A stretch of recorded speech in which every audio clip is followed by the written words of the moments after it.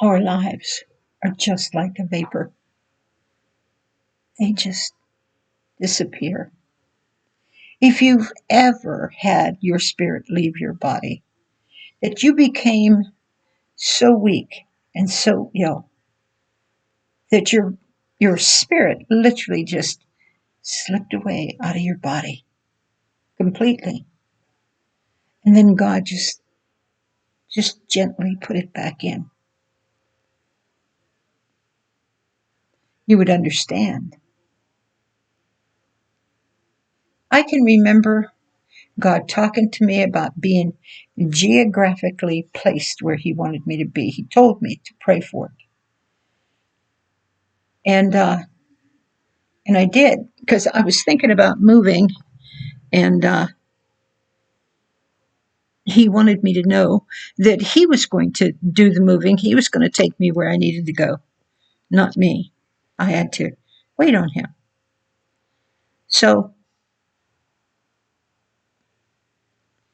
I can remember, and I may have put this in another testimony, but I can remember going, I lived in a single wide trailer, and it was getting so full. You know, you gather up stuff. We're not hoarders, but you gather up stuff.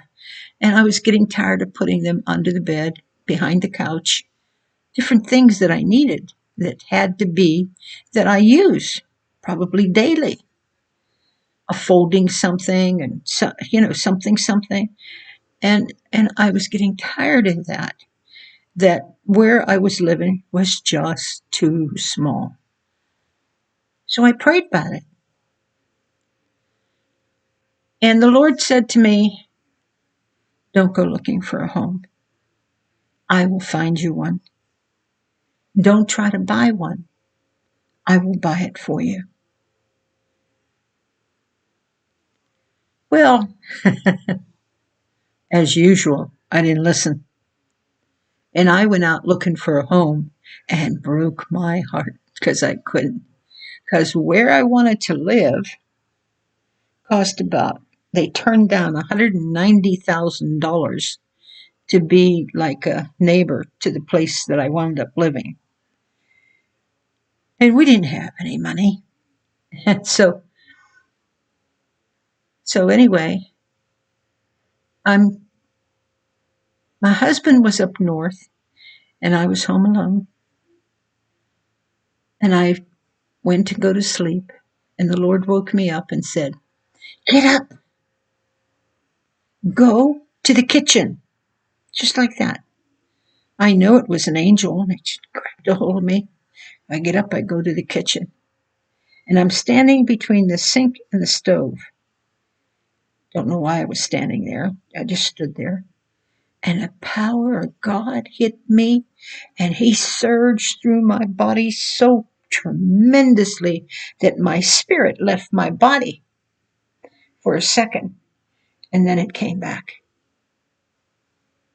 And He said to me, go back and lay down, go to sleep.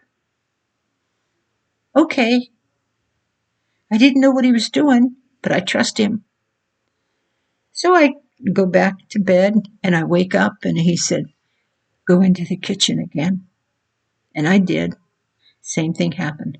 Spirit of God surged through me right on that spot, and my spirit left my body for a second. It just went like that. You can feel it so strong.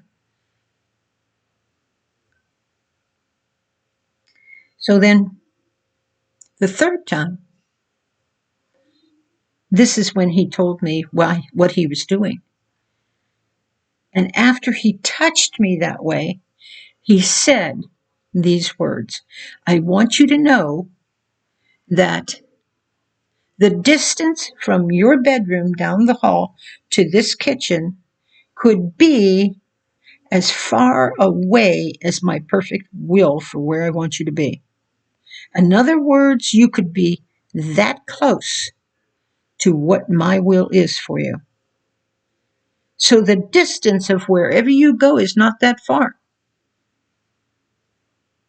So He was really letting me know that I didn't have to move out of that 55 plus community in order to still be in His will. I didn't know it at the time. I didn't realize it until later. So I think I told you about the 62-year-old man who was crying that needed a heart transplant. And the Lord had me say, take my hand. You are going to live and not die, and you will declare the works of the Lord. And he was completely healed.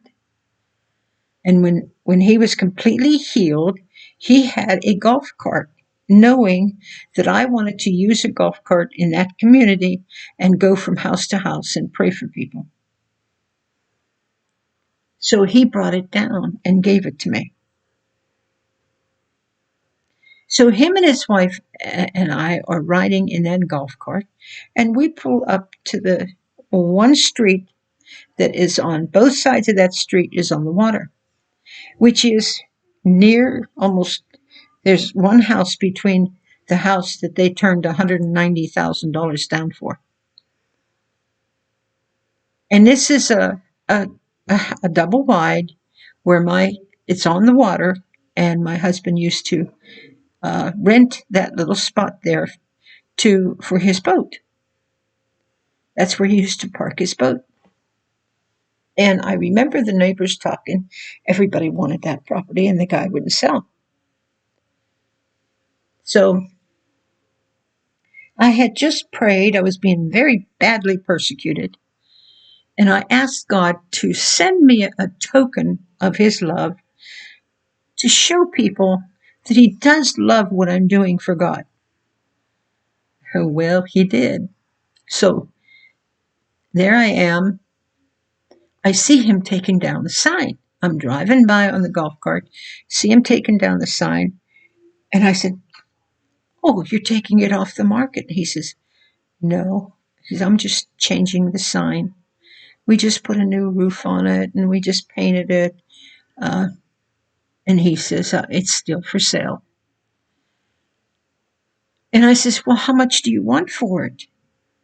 Now, mind you, this is a house on the water where they had just come into this property, and they had put a brand new backyard in it, a brand new cement dock that was higher than all the other docks. So when Debbie, a tropical storm, came in, all of the lawns were underwater but mine. Mine was higher than everything else. But anyway, so I looked at him and I just said, how much do you want for it? And you could see him. He's thinking, and he says, $10,000. $10,000 for this house on the water? He said, yes. I said, wait right here. I'll be right back. Within a half an hour, we had the papers signed. And we bought the house for $10,000. And because of that, we had enough money to put in a boat lift for our boat. We had enough money to remodel, to at least buy the materials. And the man that his heart was healed, I didn't know this. He had worked for a living on double wides in 55 plus communities. So when he came around, now the house was so cheap because it needed fixed up. It needed remodeled. So he's friends with Bob, and he comes and says, Bob, when are you going to work on the house? And Bob says, oh, probably I'll start next year. I'm going to rest this year. And his friend says, I'll be here tomorrow morning at 8 and we will begin. He came. He tore out the floors. He tore out the walls. He tore out the stove, the refrigerator. He tore out everything in that kitchen, every old, because it was a 1967 model, and he tore everything out. And then we couldn't keep up with him. 3 people could not keep up with him. And then he laid down, new beautiful floor. He put the stove, the refrigerator, the microwave, everything in, all the cabinets, everything in. And it was done in record time, I'm telling you. I forget how many weeks it took. It seemed like it turned around and it was done. He took the walls and he splattered them and texturized them, and it was unbelievable. All the work he did. And I went to him and I said, "Okay, now, how much do we owe you?" He says, "Nothing." I said, "What?" He says, "Nothing." He was so grateful for my prayers for him to be alive. He was so grateful to Jesus Christ that he not only gave me that golf cart, but he remodeled my home for nothing. All we had to do was pay for the materials.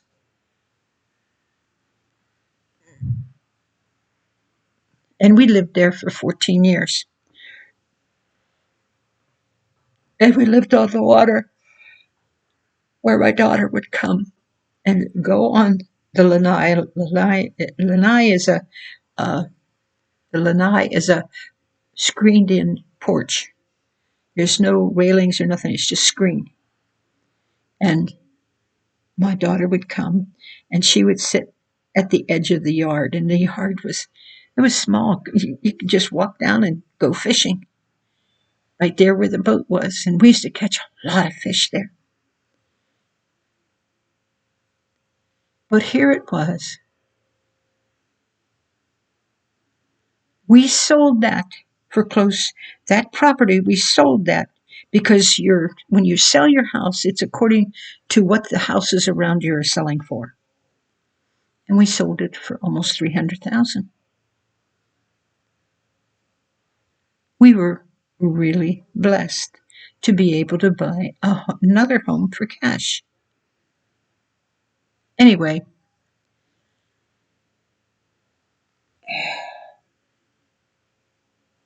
this is only to tell you what God will do for his children. Do you know? Are you able to see? And does he comfort you with all the things that you have endured?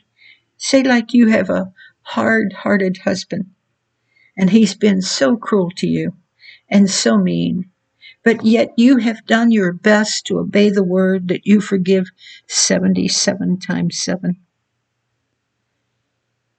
You have friends and neighbors and everything that you've given your all to do what God wants you to do under great persecution, great hatred, great lies, great everything.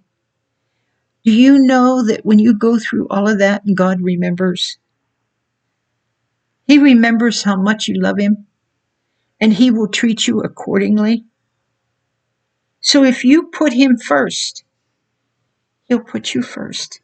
I had neighbors that were so angry that we got that property for $10,000. They went to the owner and they said, "We would have given you a better price. Why didn't you tell us that you would sell it that cheap?" He says, "I did what I did." He wasn't about to change his mind. The papers were already signed. I hope this encourages some of you. Because when you go before God, you say this: "Lord, I know I gave everything I knew how to give here, and they didn't do what was right with it. I gave everything I knew how to do here, and they didn't treat me right. And I did it here, but I didn't do it for these people, and I didn't do it for these people. I did it because I thought that's what you wanted me to do, for I wanted to obey you and please you. God will bless you for it. God will make sure that you get blessed. Because no matter what, you did it for him." Remember that. Remember that when you're going through misery, when you're going through things. Remember what I said a couple weeks ago. Just a few more steps, and you are going to see God exonerate you, lift you up. You're going to see justice come. There has never been, in the 50 years that I've served God, there has never been one time that God did not do justice for me. Oh, there's a couple that seem to be overdue for God to deal with, but I'm not asking Him for anything with them. The only thing I ask for is for God to forgive them and don't let them be kept out of heaven. That's what I'm after. I don't want to see them kept out of heaven because of what they did to me. I want to see them get saved. And I can't do it by hating them. I can't do it by fighting them. I can't do it by talking against them. Oh, I know there's times that I speak out against sin. And I speak out against sin in the nation. I speak out against certain leaders. But those are things, like I said, if God tells you something in your ear, He wants you to shout it upon the housetop. Because how else are people going to waken up to the truth? How else are people going to know what's happening? If after He reveals it to you, He tells you, you keep your mouth shut and don't tell anybody. Make sure that you're doing God's will. If you go to speak and you doubt, don't ever speak. You could wind up in jail. You could wind up here. Don't ever do it. Just back off and let God take care of it. You don't plow on. I'm the one that's going to tell them. I'm the one. You're not nothing.